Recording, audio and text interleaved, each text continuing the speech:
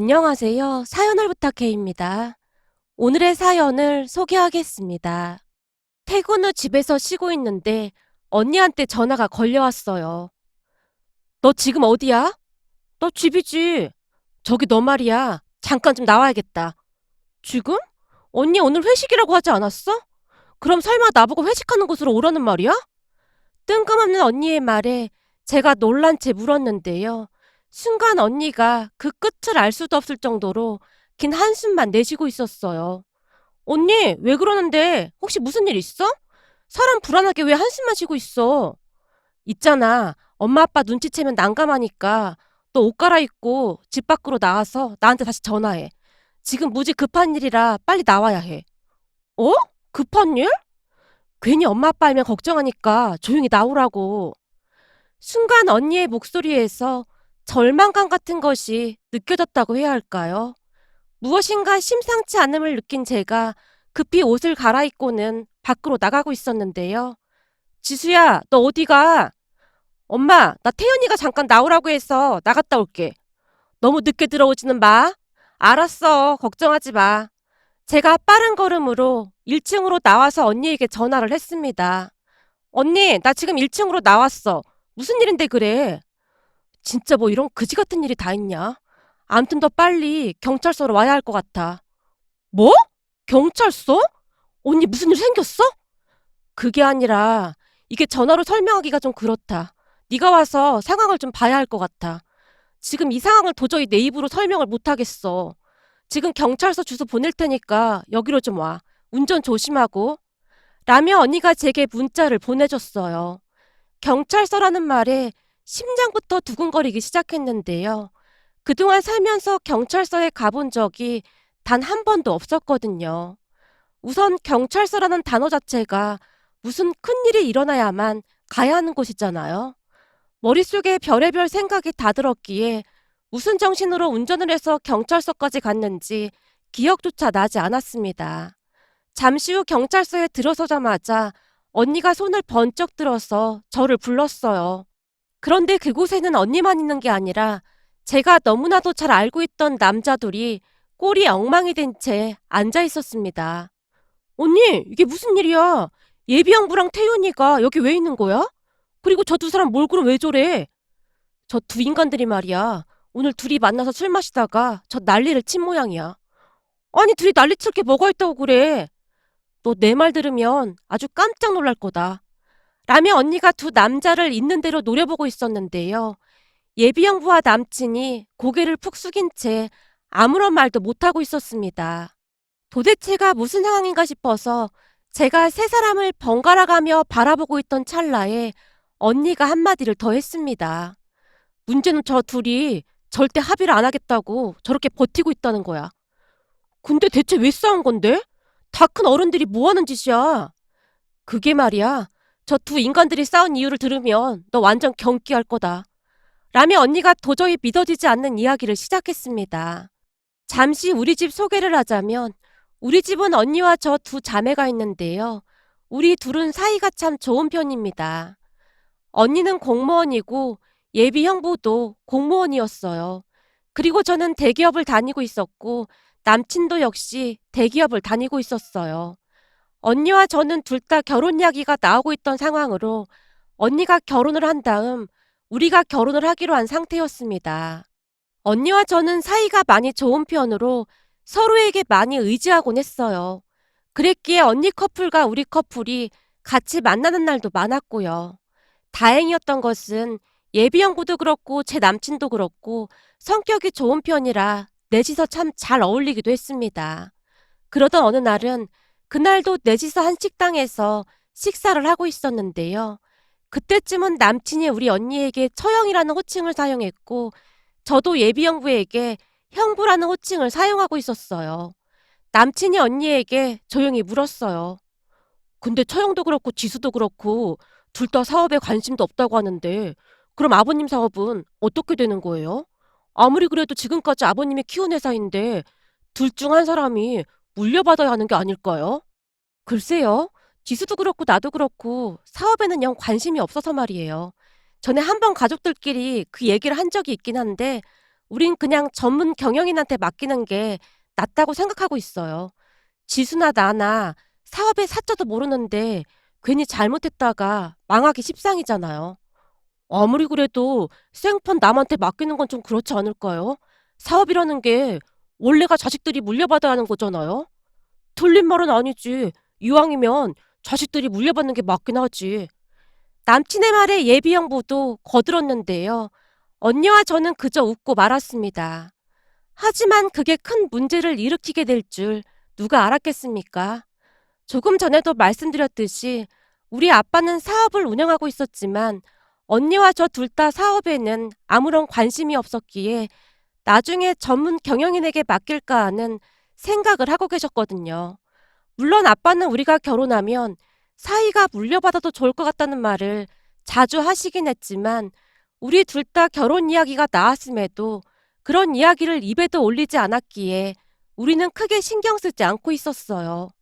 언니와 제 생각에는 예비형부는 공무원이었고 제 남친도 대기업을 잘 다니고 있었기에 굳이 그만두고 아빠 회사를 물려받으라고 강요하는 건 아닌 것 같다는 생각도 들었거든요. 아빠도 그 부분에 대해 많이 조심스러운 것 같아 보였고요. 더군다나 사귀는 내내 예비형부와 남친은 아빠 사업에 대해 단 한 번도 물어본 적이 없었기에 전혀 관심이 없는 것처럼 보이기도 했습니다. 그런데 그 아빠 사업으로 인해 집안이 발칵 뒤집어질 줄 누가 알았겠습니까? 그날 경찰서에 있던 예비형부와 남친이 다툰 이유가 우리 아빠 사업을 서로 물려받겠다고 말다툼을 했다고 하네요. 그렇게 알게 된 사실인데요. 그때쯤 남친은 퇴근 후 거짐 하루도 빠짐없이 저를 집에 데려다주는 정성을 보이곤 했습니다. 남친 집과 우리 집이 왕복 1시간 정도 걸리는 거리였지만 단 한 번도 피곤한 내색 없이 집에 데려다주곤 했어요. 맨날 이러지 않아도 되는데. 괜찮아. 내가 좋아서 하는 일인 걸 뭐. 그래도 맨날 이러면 자기 피곤하잖아. 내가 미안해서 그렇지. 자기랑 같이 있는 건데 피곤할 게 뭐가 있어? 진짜 내가 좋아서 하는 일이니까 너무 신경 쓰지 마. 오늘 회사 서대리님이 그러더라. 결혼 전에 남자가 너무 잘해줘도 안 좋다고. 안 좋을 게 뭐가 있나? 남자들 대부분이 결혼하고 나면 돌변한다나 뭐래나 그러더라고. 그건 서대리님이 그런가 보네. 그 사람 맨날 집에 늦게 들어가고 그러잖아. 저번에도 그것 때문에 이혼한다 만다 난리도 아니었대. 진짜? 하긴 서대리님이 좀 불량해 보이긴 했어. 난 절대 안 그러니까 아무 걱정 안 해도 돼. 알았지?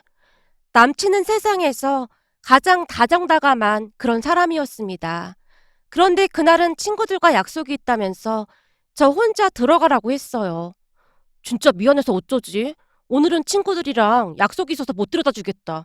그동안 자기랑 데이트하느라 친구들을 너무 못 만났더니 친구들 불만이 이만저만이 아니더라고.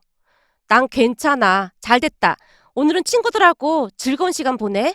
갑자기 말한 건데 이해해줘서 고마워. 우리 자기는 얼굴도 예쁘고 마음도 이렇게나 넓어서 어찌나 좋은지 모르겠어. 아부선 발언 그만하고 얼른 가기나 하시죠. 제가 남친의 등을 떠밀다시피 하고는 집으로 돌아왔는데요. 그날 남친은 친구를 만나러 간 게 아니라 예비 형부를 만나러 갔던 모양이었어요. 경찰서에서 언니가 예비 형부에게 처음으로 화까지 내며 캐묻자 예비 형부가 그날 있었던 일을 이실직고 한 모양인데요. 예비 형부의 말에 의하면 먼저 만나자고 전화를 한 사람은 제 남친이었다고 합니다. 그렇게 두 사람이 한 술집에서 만났다는데요. 술이 들어가면서 약간의 취기가 오를 때쯤 남친이 예비 형부에게 물었다고 하네요. 형님, 요즘 공무원 시험 합격하기가 하늘의 별 따기죠? 거기다 형님은 7급 공무원이니까 더 힘들게 공부하셨겠어요? 그렇긴 한데 원래부터 공부는 자신 있어서 뭘 배우는 건 엄청 빠른 편이에요. 공무원 시험도 내 친구는 3번이나 떨어졌는데 나는 한 번에 합격을 했거든요.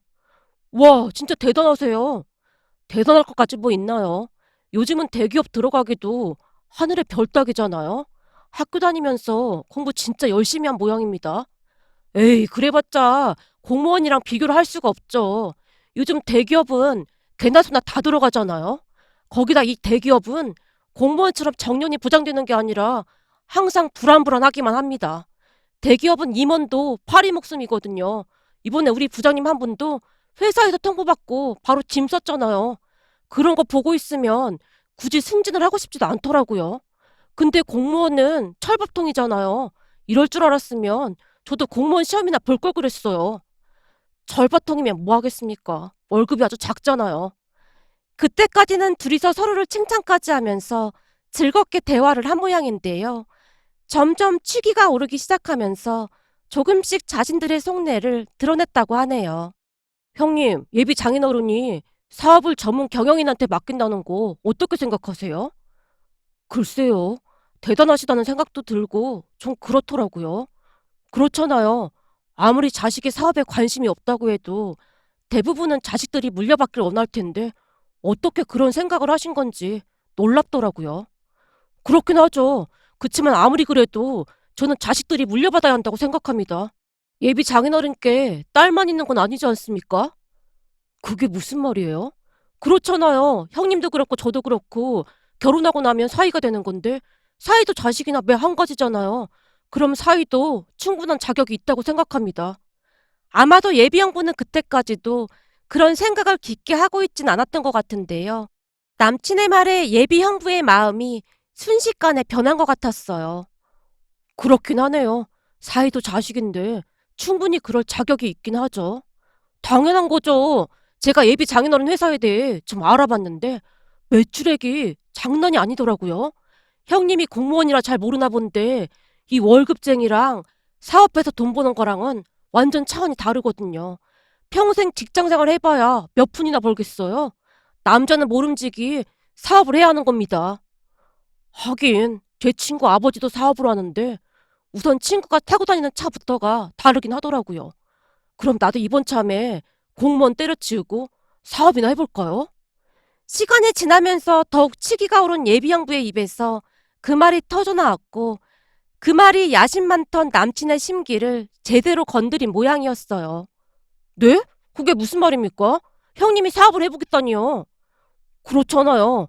사이가 둘인데 그중 내가 맞사이니까 사업을 물려받으려면 맞사이가 물려받는 게 맞는 말이잖아요. 에이, 그건 아니죠. 형님은 어렵게 공무원 시험까지 합격해놓고 사업하기엔 좀 아깝죠. 사업은 저같이 파리 목숨인 사기업 직원들이 해야 하는 거죠. 거기다 형님은 과도 공대 쪽으로 나왔다고 들었습니다만 저는 이래봬도 경영학과 출신입니다. 혹시 아시는지 모르겠지만 대기업 오너들이 자식들한테 경영학 수업까지 따로 시킨다고 하잖아요. 근데 저는 이미 그 과를 나왔으니 바로 승계받을 수 있는 거 아니겠습니까? 그러니 제가 사업을 물려받는 게 당연한 거죠. 아니죠. 이 사업이라는 것도 머리가 엄청 중요하다고 알고 있습니다. 근데 사실 문과랑 이과랑 비교가 안 되긴 하죠. 문과는 이과 갈 실력이 안 되는 사람들이 가는 곳이잖아요. 특히 남자라면 다들 공대가 로망 아니겠습니까? 내가 이과 정도 나왔으니까 공무원 시험도 한 번에 붙은 거고 말이죠. 잘 나가는 기업들 중 자식이 머리가 나빠서 회사 망하게 하는 기업이 다 그래서 그런 겁니다. 그런 거 보면 대부분이 문과 출신 자식들이 많더라고요. 아마 그때쯤부터 둘 다 제정신이 아니었던 것 같은데요. 예비 형부 말대로 남친은 평소 본인이 문과를 나온 것에 대한 약간의 자격지심 같은 것이 있었습니다. 언젠가 한 번은 남친이 말하길 수학과 과학에 전혀 소질이 없었다고 했으니까요. 그래서 수학을 잘하는 사람이 그렇게 부럽기만 했답니다. 그에 비해 언니와 저도 이과를 나왔기에 남친이 더욱 그랬던 것 같았어요. 하지만 저는 그게 큰 문제가 된다고 생각해 본 적이 없었습니다. 비록 남친이 수학 과목에 자신이 없어 하긴 했지만 남친은 문학적으로 뛰어난 편으로 제게 손편지를 많이 써주기도 했기에 저와는 다른 남친에게 매력을 느끼곤 했거든요. 그런데 그날 예비 형부가 남친의 자존심을 제대로 건드리고 말았고 결국에는 둘이서 말싸움까지 번진 모양이었어요. 형님 말대로라면 유명한 문과 출신 작가들도 많은데 그럼 그 사람들이 다 머리가 안 좋다는 그런 말인 거네요. 역시 공무원이라 그런지 참 생각하는 게 구닥다리 방식이네요. 내가 이래서 공무원들 안 좋아하는 겁니다. 뭐야? 쟤네 지금 말 다 했어? 그렇잖아요. 사실 까놓고 다들 공무원이 철밥통이라고 부러운 듯 말하지만 철밥통이기 때문에 공무원 합격하고 난 뒤부터는 그냥 세워라 내워라 그렇게 사는 거 아닙니까? 우리 같은 사기업 다니는 사람들은요, 하루하루를 얼마나 바쁘게 사는 줄 아십니까? 승진 시험에다가 실적도 챙겨야죠. 거기다 영어 회화뿐만 아니라 제2 외국어도 배워둬야 그나마 회사에서 인정을 받거든요. 그러니 철밥통 공무원 새님들이 뭘 알긴 하겠습니까? 야, 너 말 다 했어? 너야말로 공무원이 얼마나 빡신 줄 알지도 못하면서 어디서 입을 함부로 나불대고 있어? 그래봤자 공무원 아닙니까? 뭘 잘못해도 잘리지 않는 철밥통 공무원 말입니다. 너 이제 보니 진짜 양아치구나. 내가 양아치긴 뭘 양아치란 말입니까? 문과 출신들 비하 발언을 한 건 내가 아니라 당신이 먼저 했잖아. 어디서 어줍지 않게 입을 나불대고 있어.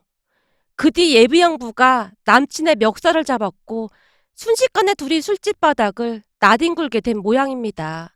결국 술집 주인이 경찰에 신고까지 하게 되었고 말이죠.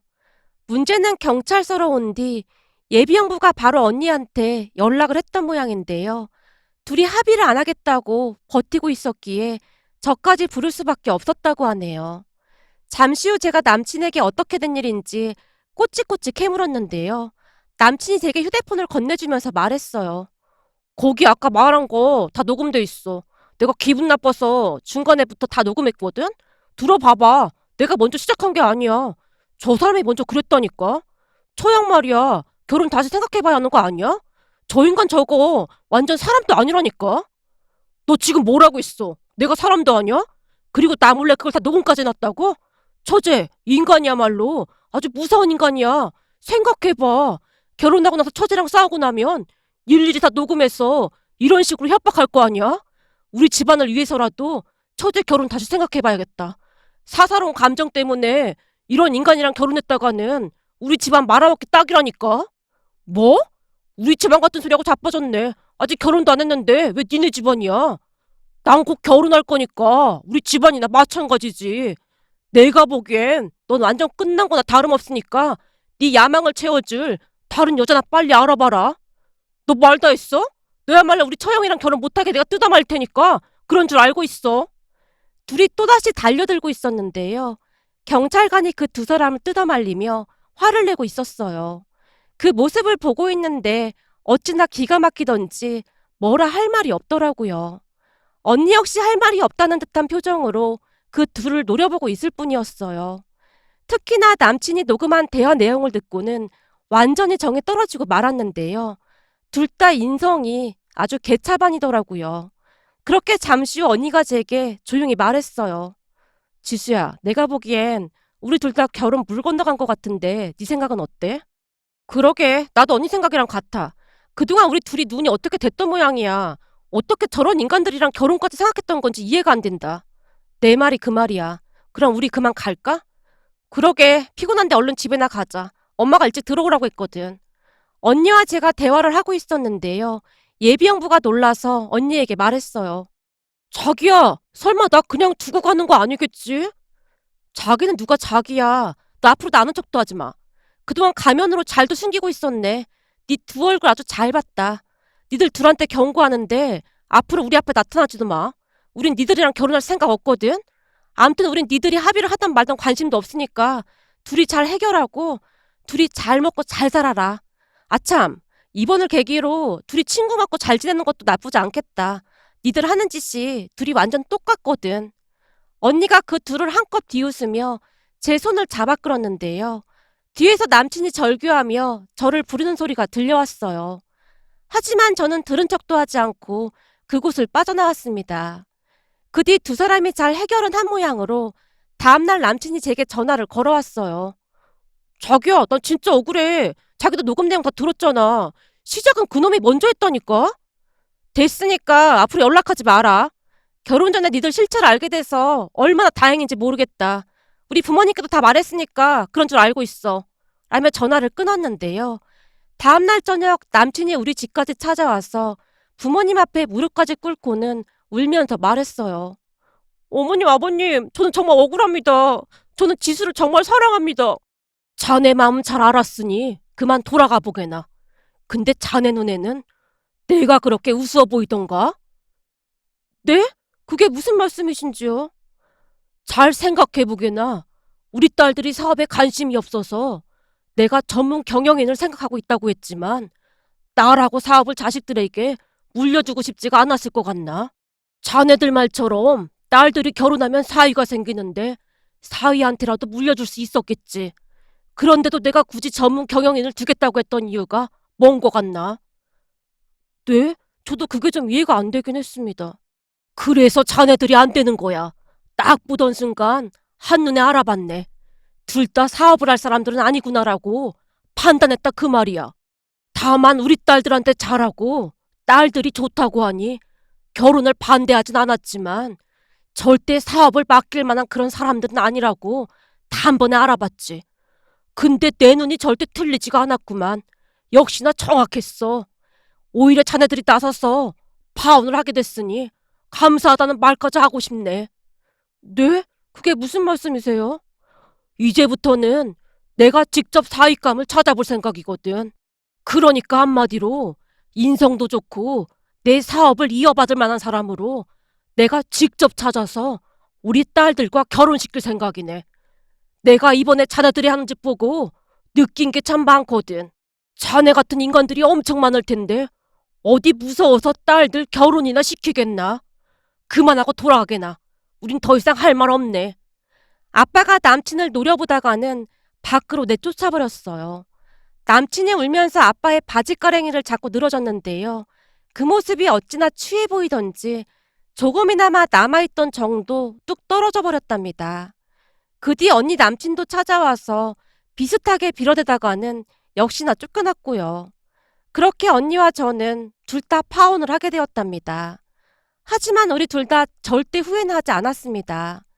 차라리 결혼 전에 본색을 드러내준 두 인간들에게 감사한 마음뿐이었으니까요. 그런데 그 일을 겪고 난 뒤부터 언니가 갑자기 아빠에게 선포했습니다.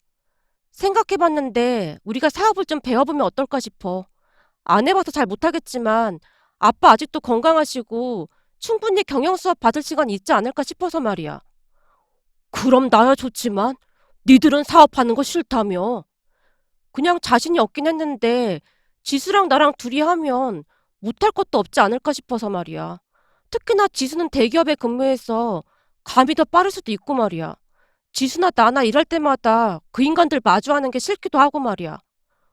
그래, 니들이라면 충분히 할 수 있을 거다. 잘 생각했다.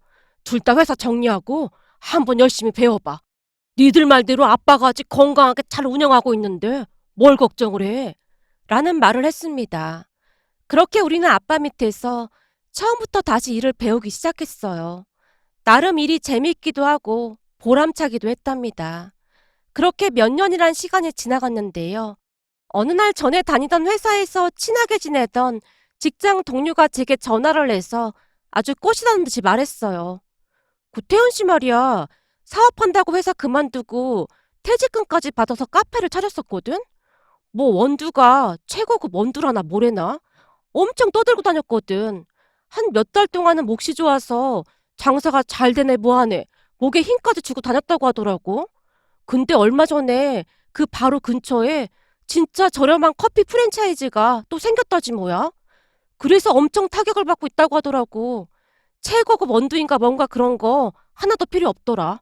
사람들이 가격만 보고 저렴한 가격으로 파는 카페로 간다나 봐. 결국에는 가게를 내놔야 하나 말아야 하나 엄청 고민하고 있다고 하더라고. 개풀 사업은 아무나 하냐? 내가 설레발치고 돌아다닐 때부터 알아봤다니까. 라는 말을 했거든요. 그 이야기를 듣는데 더욱 정신이 번쩍 들었답니다. 그런 인간한테 우리 아빠 사업을 맡겼더라면 망하는 건 순식간이지 않았을까 싶었거든요. 또한 우리 아빠의 안목에 놀랄 수밖에 없었는데요. 아빠는 전 남친이 절대 사업을 할 사람이 못 된다고 딱 단정지어서 말씀하셨거든요. 그에 비해 언니와 저는 하루하루 열심히 일을 배워가면서 잘 지내고 있습니다. 앞으로도 힘든 날이 많이 있겠지만 언니와 제가 힘을 합하면 못할 게 뭐가 있겠어요. 문득 전 남친이 운영하는 커피숍이 망하기 직전이란 말을 들으며 예전 일이 떠올라서 이렇게 글 남겨봅니다. 오늘의 사연은 여기까지였습니다. 즐겁게 보셨다면 구독, 좋아요 부탁드립니다. 고맙습니다.